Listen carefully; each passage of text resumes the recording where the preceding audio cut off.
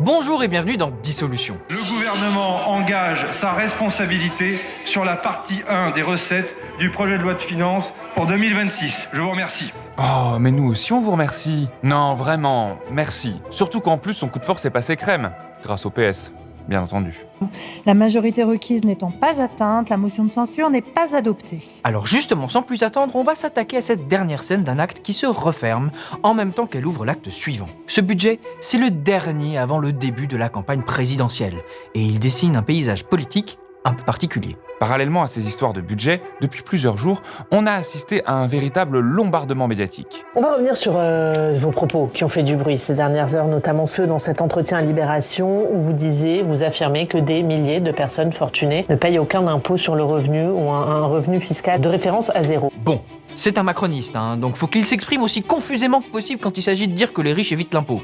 Plusieurs milliers de personnes dans ce pays, parmi les très riches, payaient soit pas d'impôt sur le revenu, soit un impôt sur le revenu très faible. Alors, on va revenir sur l'optimisation fiscale des plus riches pour expliquer comment ils parviennent à diviser par 7 leur taux d'imposition avec un truc très simple. Restez bien jusqu'à la fin pour savoir les trucs et astuces des plus riches pour devenir encore plus riches. Enfin, même si on parlera de lui, c'est un épisode de Dissolution garanti sans extrait de Macron dedans, For sure. For sure. Mais on vient de dire un truc et la seconde après tu trahis ? Ça se dème, va.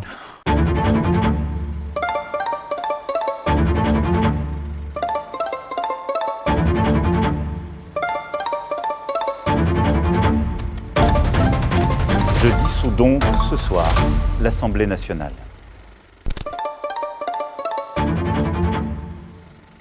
Bon, ça fait des mois qu'on nous le rabâche. Il n'y aura pas de 49.3 sur le budget. Le gouvernement proposera, nous débattrons, vous voterez. J'ai renoncé à utiliser l'article 49, alinéa 3 de la Constitution. Nous vous avons écouté, Monsieur le Premier ministre. Comme un gage de confiance dans le Parlement, vous avez accepté une nouvelle règle du jeu, renoncer au 49.3. Nous l'acceptons puisque nous l'avons demandé avec toute la gauche d'ailleurs et que nous avons la conviction que la démocratie ne meurt pas de mouvement mais d'immobilité. Ouais, renversant. Pour sortir de la crise à l'automne dernier, j'ai pris un engagement clair. Ne pas gouverner contre le Parlement comme si la majorité était absolue. Ne pas gouverner comme avant, ne pas confisquer le débat budgétaire, ne pas utiliser le passage en force comme un réflexe. Cet engagement, nous l'avons tenu. Et nous continuerons de travailler avec les groupes parlementaires qui ont eu le courage de faire passer l'intérêt général avant leurs intérêts partisans. Non mais oh là, il va s'arrêter à un moment ou c'est comment cette histoire ? De longues réunions de travail ont eu lieu, elles ont permis des échanges sérieux, souvent exigeants, avec des groupes parlementaires qui soutiennent le gouvernement, mais aussi avec des groupes qui sont clairement dans l'opposition au gouvernement. Avec tout simplement, d'ailleurs, pour résumer les choses plus simplement, des députés et des sénateurs qui veulent tout simplement faire leur travail. Ah oui, on comprend mieux. Tout ça, c'est la faute aux extrêmes qui empêchent les gentils de travailler. Les oppositions qui s'opposent, bande de tirs au flanc. Et vous agissez, mesdames et messieurs les députés, tels des tireurs couchés en tirant dans le dos de l'exécutif. Oui, bon, avec cette rhétorique, on justifie tout. Et même, donc, le recours au 49.3 qu'on avait juré de ne jamais faire. Le gouvernement engage sa responsabilité sur la partie 1 des recettes du projet de loi de finances pour 2026. Je vous remercie. Bon, les promesses de macronistes, on sait ce que ça vaut. Le 49.3 était couru d'avance, on le savait. Les macronistes ne bougeraient pas, mais ils ont quand même fait semblant. Et en effet, ce 49.3 a été enrobé de très belles promesses. Je n'hésite pas à dire que ce budget va être différent du budget initial. Il est meilleur, il peut rassembler et il est, je le crois, responsable. S'il est objectivement meilleur, on se demande pourquoi c'était pas directement dedans depuis le départ. Meilleur, c'est mieux que moins bien, non ? Alors, le cornu s'est bien battu. Nous allons aller plus loin en réformant cette prime, car il faut que le travail paie plus. Plus de 3 millions de ménages qui gagnent le SMIC ou un peu plus que le SMIC seront désormais garantis de gagner plus à la fin du mois. Ils verront leur prime d'activité augmenter en moyenne de 50 € par mois, que l'impôt sur le revenu n'augmente pas. Le barème sera ainsi revalorisé pour que l'inflation ne se transforme pas en augmentation masquée de cet impôt. Il n'y aura aucune mesure pesant sur les allocations pour les personnes en situation de handicap ou pour les allocations sur le logement, ce qu'on appelle les APL. De même, il n'y aura pas de réforme de l'abattement de l'impôt sur le revenu pour les retraités. Tous ces trucs infects qu'on avait dit qu'on ferait, en fait, on les fera pas. Ce sont les concessions que le gouvernement aurait faites pour obtenir la non-censure du PS. Mais en réalité, dans tout ça... Ces concessions, beaucoup en réalité, sont des concessions que le gouvernement n'avait plus, tout simplement parce que le Parlement les avait déjà adoptées et que ce n'est pas le groupe socialiste qui a été les décrocher. Je pense par exemple à l'indexation du barème de l'IR. Le groupe socialiste était même contre, je répète, nous a même accusé, nous et les filles, d'avoir voté cette indexation, pardon, le maintien des allégements de cotisations patronales et pour cause, puisque nous sommes contre, le maintien de l'abattement forfaitaire sur les retraités, la réduction de la ponction sur les bailleurs sociaux de 400 millions d'euros, autant de choses qui, finalement, le gouvernement n'avait pas d'autre choix que de les prendre. Bon, donc ça, en fait, c'est pas vraiment le gouvernement. C'est des trucs sur lesquels les députés s'étaient déjà mis d'accord. Les coûts budgétaires sur les mêmes secteurs sont largement supérieurs à ce que va rapporter ces quelques concessions. Je prends par exemple le repas à 1 euro, 80 millions d'euros, mais d'un autre côté, vous avez depuis 2 ans une baisse sur la vie étudiante d'environ 200 millions d'euros. Et on sait que le logement Crous, par exemple, il y a à peu près 7% d'étudiants qui, aujourd'hui, seulement ont un logement par rapport à la liste d'attente. Sur la prime d'activité, c'est pareil, c'est un coût de 700 millions d'euros, mais la mission solidarité baisse de 1,1 milliard. Et quant au pouvoir d'achat des travailleurs, dont j'ai vu que Boris Vallaud s'était vanté de le permettre de l'augmenter, constatons que les 20 milliards de coupes sur à peu près tous les ministères, les services publics vont évidemment bien plus impacter le pouvoir d'achat que cette prime d'activité et que les moins 25% en 2 ans sur le ministère du Travail vont attaquer les contrats aidés, vont attaquer la formation. Ah ouais, il y a baleine sous gravillon là, hein. Mais en même temps, ça rentre bien dans le thème. Les macronistes promettent des choses pour s'assurer de pouvoir faire l'inverse en réalité. Et ce sont des sommes très concrètes. Alors disons-le très clairement, ces concessions ne sont rien par rapport au coût budgétaire que va subir ce budget. Je suis bien en peine, au moment où on se parle, de vous dire exactement de combien elles sont, parce que c'est le plus grande opacité. On vient de le dénoncer d'ailleurs avec le rapporteur général à la conférence des présidents du gouvernement, y compris vis-à-vis du président de la commission des finances et du rapporteur, sur ce qui se prépare. Enfin, globalement, entre collectivités territoriales, Sécu et État, c'est ça, plus de 20 milliards de coûts budgétaires que les Français vont subir. Et rien que pour l'État, c'est 13,5 milliards de coûts budgétaires à minima. Le PS aura beau se vanter de ces quelques concessions, il n'aura grappillé que quelques centimes contre des coupes astronomiques et consentir à laisser passer le budget. Tout dans ce budget est une escroquerie. Escroquerie vis-à-vis du suffrage universel depuis juillet 2024 où des battus prétendent continuer à gouverner le pays. Escroquerie vis-à-vis de ces mêmes battus qui essayent d'installer des politiques comme s'ils étaient toujours majoritaires. Escroquerie sur la méthode, sur la façon de faire. On nous dit, on va faire avec le Parlement. Ça se termine avec un 49.3 et une insulte récurrente de ceux qui, dans les oppositions, continuent à exercer leur droit d'opposition. On nous a traités de traîtres, de tireurs couchés, de saboteurs, etc.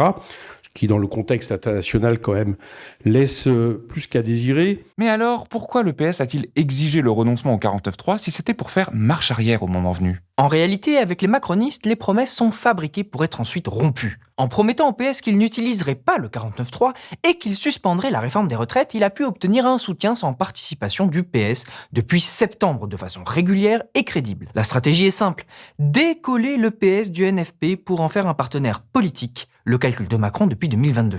Une fois que le PS a accepté l'idée de ne pas censurer une première fois, les suivantes sont moins difficiles sur la conscience. Le plus dur est déjà fait. La sensation amère de la trahison s'éloigne et l'attrait pour les nouvelles opportunités prend le dessus. En tout cas, ce que je note, c'est qu'on a à la fois un socle. Ce socle, il est constitué de Renaissance, du Modem, d'Horizon et des Républicains. Il y a des nuances, vous le savez très bien, mais c'est un socle qui réussit à tenir malgré tout depuis la première formation de ce gouvernement, c'est-à-dire depuis le gouvernement de Michel Barnier. On a réussi à continuer à avancer ensemble et on a un parti socialiste, il faut le reconnaître, qui a pris des engagements et qui les a tenus. Aussi parce qu'en face, le gouvernement a tenu ses engagements. Ah, sale goût de merde. Ah, elle fait mal celle-là. Quand Aurore Berger salue ton travail, faut se poser des questions. Hein. La stratégie de patience de Macron a marché. Une fois que le PS est habitué à soutenir ponctuellement le gouvernement, une fois qu'il s'est entraîné à présenter comme des victoires des éléments de langage des macronistes, il est devenu plus facile de lui faire avaler des couleuvres de plus en plus grosses, comme avec le renoncement du renoncement au 49.3. Et c'est ce qui s'est passé vendredi 23 janvier 2026. Le RN et les groupes de gauche avaient déposé des motions de censure pour contrer le 49.3 de Lecornu. Majorité requise pour l'adoption de la motion de censure, soit la majorité absolue des membres composant l'Assemblée 288, pour l'adoption 269. La majorité requise n'étant pas atteinte, la motion de censure n'est pas adoptée. C'était sans surprise, le PS avait annoncé ne pas voter la censure et ce, malgré le renoncement au 49.3. Autrement dit, pour utiliser le 49.3, il fallait d'abord y renoncer, pour ensuite trahir sa parole et l'utiliser quand même. Sans cette première promesse, le cornu serait peut-être tombé. Depuis le début, l'inquiétude que le PS ne censure pas le gouvernement n'était pas uniquement que ça protégeait un gouvernement de macronistes, mais aussi que le PS s'habitue à retrouver ses vieux habits confortables de la sauce d'émie, du hollandisme triomphant, bref, du proto-macronisme. Le PS s'est bien réaxé, et sa stratégie pour 2027 devient de plus en plus claire. Faire cavalier seul contre le reste de la gauche, en espérant ressusciter la social-démocratie sur les cendres du macronisme. Faire campagne à droite, en espérant aspirer les voix les plus conciliantes des écolos et des cocos. Dans tout ça, le PS semble véritablement avoir définitivement perdu le peu de justice fiscale et sociale qui lui restait. À propos justement de la suroptimisation fiscale, Lombard a ainsi accusé le PS de n'en avoir pas fait un sujet principal lors des discussions pour le budget de cette année. Je veux le rappeler parce que les responsabilités sont partagées. Dans la négociation que nous avions avec le Parti socialiste, ça n'a pas fait partie des priorités que le Parti socialiste à l'époque s'était donné. Bon, c'est un macroniste, on sait ce que vaut leurs paroles. Mais c'est le prix de faire du business avec eux. Ils trahissent sans état d'âme. Le PS ne peut s'en prendre qu'à lui-même. Mais ce scandale d'argent ne s'arrête pas là. Si bien lancé, Lombard a admis à demi-mot que le dossier a été plus ou moins enterré par Matignon et l'Élysée. Quand vous étiez à Bercy, est-ce que vous en aviez parlé à François Bayrou? Est-ce que vous en avez parlé à Emmanuel Macron? Est-ce qu'ils vous ont demandé de ne rien faire? Ou est-ce qu'au contraire, ils vous ont dit de s'attaquer à ce problème? Oui, évidemment, nous en avons parlé, puisque dans un gouvernement, il y a un dialogue. Et vous savez, quand vous construisez un budget, il y a beaucoup de briques sur la table. Et à un moment, le Premier ministre rend ses arbitrages, dit « je prends, ça je prends pas ». Et ça n'a pas été pris. L'optimisation fiscale ultra-agressive, ça n'a pas été pris. Voilà. Tranquille, comme ça. Alors, pour mettre un peu tout ça au clair, Éric Coquerel s'est rendu à Bercy. Contrairement à ce qu'on pensait jusqu'à maintenant, ce que donnait notamment une étude de l'Institut des politiques publiques, il n'y a pas quelques centaines d'ultra-riches qui ne payent quasiment pas d'impôt sur le revenu, mais plutôt plusieurs milliers. Ce qui évidemment, augmenterait d'autant l'ampleur des recettes en moins pour l'État, puisque chacun comprendra qu'en réalité, ça veut dire que ces gens-là ont une imposition globale, tout compris, quasiment 2 fois inférieure à la moyenne des Français. Coquerel mène l'enquête. Et alors, qu'est-ce qu'il en ressort? La seule vraie concession que pourraient attendre des groupes de gauche, c'est celui d'aller taxer enfin à la hauteur où se doit être les ultra-riches de ce pays qui nous coûtent un pognon de dingue, qui nous coûtent trop cher.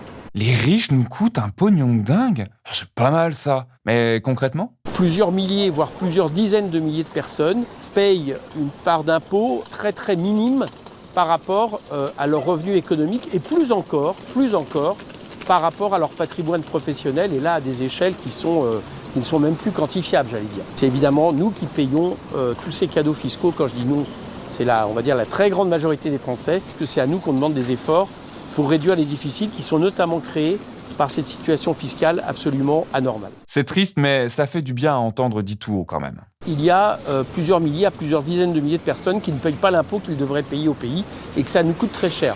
Troisième chose que je tire en conséquence de la visite que je viens de faire à Bercy, c'est que depuis la suppression de l'ISF, il y a une méconnaissance quasi complète du patrimoine des plus riches. Tous ceux qui ont un patrimoine mobilier important, comme ils n'ont plus à le déclarer pour l'ISF, eh bien, il y a une méconnaissance très importante. Donc ça pose vraiment problème. C'est un scandale, c'est infect, et ça coûte des milliards tous les ans, et on ne sait pas vraiment combien en plus. Et quoi de plus efficace pour ne pas collecter l'impôt que de ne pas chercher à savoir combien les gens ont? En fait, ce qui se passe, c'est que derrière toute action, il y a une vibration. Si à l'intérieur de toi, une part de toi a peur d'y aller, parce qu'elle a une programmation limitante sur la question, ça peut pas marcher.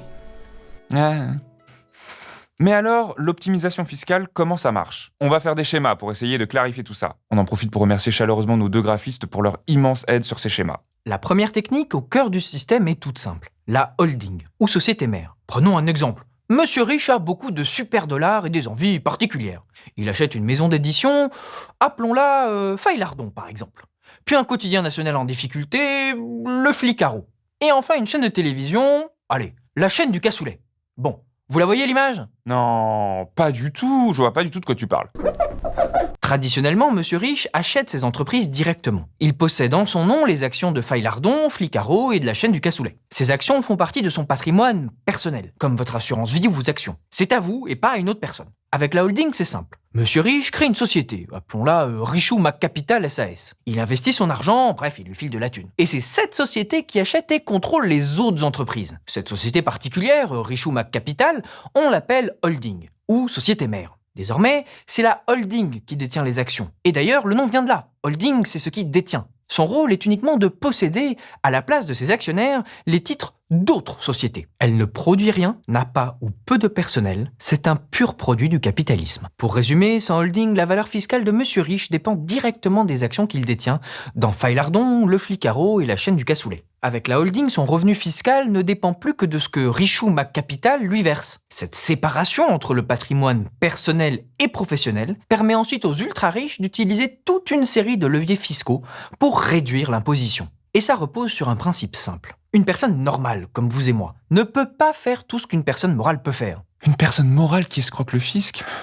Ironique. Personne morale, ça veut juste dire une société. Rien à voir avec la moralité. En revanche, si vous êtes là, c'est que vous n'êtes pas un multimilliardaire d'extrême droite à personne immorale. Et bien justement, Blast a besoin de votre soutien pour continuer à faire vivre ses programmes. Alors si vous le pouvez, faites un don ou abonnez-vous à Blast. Revenons à l'optimisation fiscale de Monsieur Riche. La première technique, la plus puissante permise par le montage de la holding, consiste à exonérer d'impôts une part substantielle des dividendes. Le code des impôts prévoit en effet que les dividendes versés par les sociétés filles aux sociétés mères sont, pour l'essentiel, exonérés. Vous pouvez vérifier, articles 145 et 216 du Code général des impôts. Reprenons notre schéma. Faille-Lardon, le Flicaro et la chaîne du Cassoulet gagnent de l'argent. Quand il est reversé aux actionnaires, cet argent devient des dividendes. Sans holding, ils sont directement versés à Monsieur Riche avec un taux moyen d'imposition de 30%. En revanche, si Monsieur Riche fait passer tout ça par sa holding Richou McCapital, la choucroute change de niveau. Le taux moyen tombe à 5%, soit 1/6. Juste par le fonctionnement de la holding, Monsieur Riche a divisé son imposition par 6. Imaginez diviser par 6 vos impôts simplement en transférant votre richesse dans un truc que vous contrôlez. Pas mal, non ?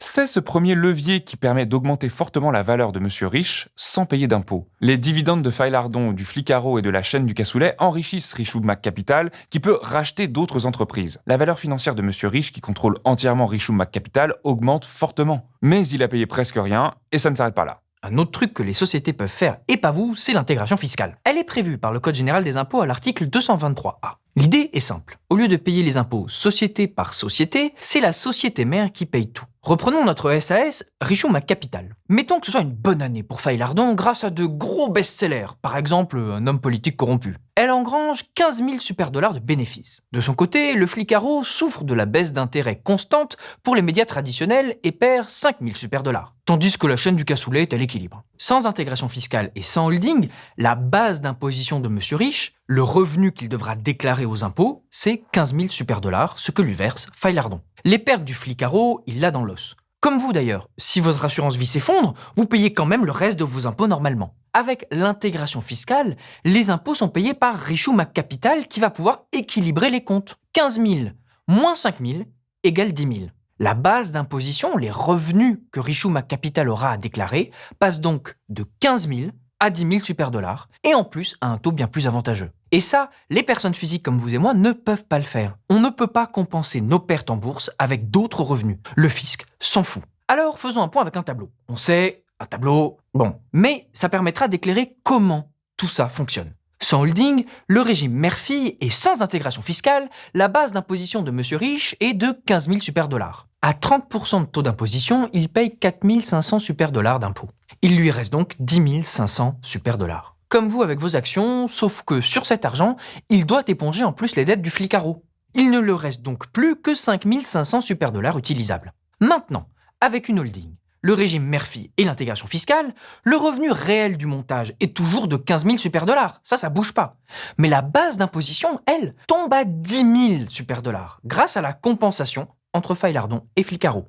Sur ces 10 000 super dollars, la holding est imposée à environ 5%, soit 500 super dollars, pour un taux d'imposition effectif aux alentours de 3,3%. En utilisant ces techniques prévues par notre loi fiscale française, le coût fiscal de Monsieur Riche passe de 4 500 à 500 super dollars. Une division par 7 du taux effectif d'imposition. Pour l'instant, toute la valeur financière de M. Riche est enfermée dans la holding Richoux-Mac Capital. Pour l'utiliser, il faut sortir de l'argent, donc verser des dividendes. Ceux-ci sont soumis au prélèvement forfaitaire unique, soit 30%. La première option est donc d'en sortir le moins possible. Par exemple, 1000 super dollars juste pour financer son train de vie luxueux. Pour mieux comprendre, remplacer 1000 super dollars par 10 millions d'euros. 850 000 euros par mois, ça va. Pendant ce temps, la holding peut gagner des centaines de millions par an. En ne sortant que le strict nécessaire, M. Riche vit luxueusement et fait grossir sa fortune en payant des impôts dérisoires. Et c'est ce qui révolte la gauche. 150 personnes de ce pays, on va dire les milliardaires pour aller vite, qui payaient toutes moins de 2% d'impôt sur le revenu.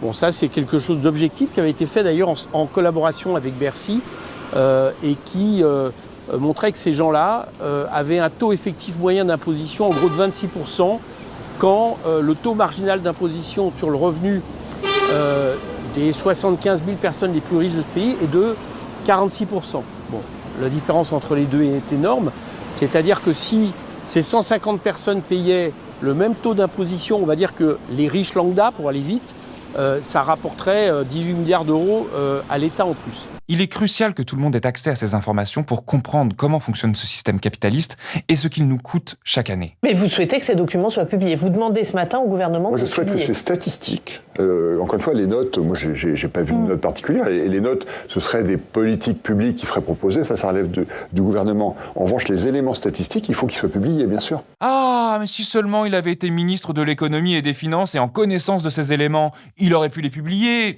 Zut alors! Mais les ultra-riches utilisent aussi des techniques qui ne sont pas explicitement prévues par la loi fiscale pour sortir de l'argent de leur holding sans payer d'impôts. La troisième technique, c'est le cum-cum, la plus connue. On en avait déjà parlé l'an dernier. Avec cette technique, c'est encore plus efficace. Reprenons M. Riche. Juste avant la tombée des dividendes, M. Riche va voir une banque, par exemple Capital Crédit. Il lui prête ses actions pendant la période des dividendes. La banque les lui rend ensuite, dividendes inclus, moyennant une petite commission. M. Riche paye donc une commission pour que la banque détienne temporairement ses actions, et personne ne paye d'impôts. La banque dit que ce n'est pas à elle, et le propriétaire dit qu'il les a prêtés. Ces montages sont de plus en plus réglementés et surveillés. Mais il existe un montage encore plus simple, encore plus efficace et beaucoup moins connu. L'emprunt contre action. Jusqu'ici, M. Riche sort l'argent de sa holding en se versant des dividendes. Mais c'est imposé, ça coûte cher, faut le déclarer. Pourtant, sa holding, Richoux-Mac Capital, vaut énormément d'argent. Ce serait quand même top moumoute de trouver un moyen moins cher, non imposé et sans déclaration pour sortir de l'argent. Le montage est simple. M. Riche retourne voir sa banque, Capital Crédit, et demande un prêt pour financer son train de vie, disons 1000 super dollars. Et en garantie, il met ses actions et les dividendes qui leur sont associés. Résultat, M. Riche a l'argent voulu, sans rien déclarer. Parce qu'un emprunt, c'est pas du revenu, c'est une dette. Et ce sont les dividendes de la holding qui remboursent directement la banque. Pour obtenir ces 1000 super dollars, M. Riche ne paye que les intérêts du prêt. Extrêmement faible pour les ultra-riches, parfois moins de 1%. Un revenu taxé normalement à 30% est ainsi utilisé pour un coût de seulement 1%. Ces montages font échapper des sommes colossales à l'impôt. Avec 15 000 super dollars de revenus, sans montage, M. Riche paye 4 500 super dollars d'impôts. Et après avoir épongé les pertes du flicaro, il lui reste 5 500 super dollars utilisables. Avec la holding et tous les mécanismes qu'on a vus, il ne paye que 500 super dollars d'impôts. Et avec l'emprunt, il dispose donc de 9 500 super dollars, soit 4 000 de plus qui n'iront pas au fisc. I just don't think, at this age, I'm meant to live an uncomfortable life. Comme on l'a vu, en transformant un patrimoine personnel en patrimoine professionnel via les holdings, les ultra-riches contournent massivement l'impôt avec des techniques réservées à une petite élite. Cet argent manquant oblige ensuite les gouvernements à couper dans les dépenses sociales, hôpitaux, écoles, police, justice, écologie. Or, on le sait, les mécanismes de redistribution sociale comme les services publics sont la richesse de ceux qui n'ont pas d'argent. En obligeant à couper dans les services publics, on diminue la richesse des plus démunis parce qu'on diminue la contribution des plus riches. C'est littéralement le ruissellement à l'envers. La taxe Zuckman est une des réponses possibles. Imposer les entreprises à un minimum de 2% de leur valeur. Beaucoup d'entreprises honnêtes payent déjà plus que ça. La cible, ce sont celles utilisées pour réduire la fiscalité des plus riches. En bon soutien d'un national-capitalisme devenu goinfre, macronistes et néofascistes s'allient de plus en plus pour permettre au capital de contribuer toujours moins, en gagnant toujours plus. Ce système, qui se dessine depuis des dizaines d'années maintenant, s'est calcifié, donnant à notre société capitaliste des eaux bien cruelles. Le capitalisme, sans cesse renouvelé, prend de nouvelles formes économiques de concentration de la valeur sociale. Toujours moins de mains et toujours plus d'argent. Mais ce n'est pas qu'une question purement financière. Peut-être plus dangereusement encore, le capitalisme prend de nouvelles formes sociales et s'est fait religion. Une religion sans Dieu et sans dogme, une religion de soumission au culte de l'argent lui-même comme unique symbole de la valeur sociale. Une religion qui a ses saints et ses anges, qu'on affuble d'exploits aussi ridicules que sordides. C'est une religion qui a ses prêtres, ses évêques, ses archevêques zélés, occupés à prêcher une parole de culpabilité et de désespoir. La dette, la dette, la dette. On approche d'une situation d'urgence, parce que la réalité, c'est que nous avons 3 300 milliards de dettes, et que la charge de cette dette, parce que les taux d'intérêt ont augmenté, et en plus à cause de notre situation, on paye notre dette à un prix beaucoup plus élevé que les autres, 70 centimes, 0,7% de plus que l'Allemagne hier soir, et donc cette charge de la dette, elle est en train de nous étouffer. Encore la dette, toujours la dette. L'horizon du capitalisme comme religion, c'est l'argent fait monstre. Il n'y a pas de salut dans le capitalisme, il n'y a que l'argent. Et à dessein. Plus le désespoir de tous est grand, plus l'angoisse collective est puissante, plus les chants de sirène de l'argent sont envoûtants et aveuglants. Voilà pour cette fois. On se retrouve très bientôt pour commenter l'actualité politique et parlementaire. N'oubliez pas de liker, commenter, partager pour diffuser une information libre, indépendante et accessible à tous. Et en attendant la prochaine fois, on vous laisse avec cette citation inspirante. Le capitalisme est une religion du culte pur, sans dogme. Il tient à l'essence même de ce mouvement religieux qu'est le capitalisme de persévérer jusqu'à la fin, jusqu'à la complète et définitive culpabilisation, jusqu'à ce que soit atteint un état universel de désespoir, tout juste encore espéré. Walter Benjamin, le capitalisme comme religion. Lorsque tu vas sur une ligne de production, c'est pas une punition, c'est pour ton pays, c'est pour la magie,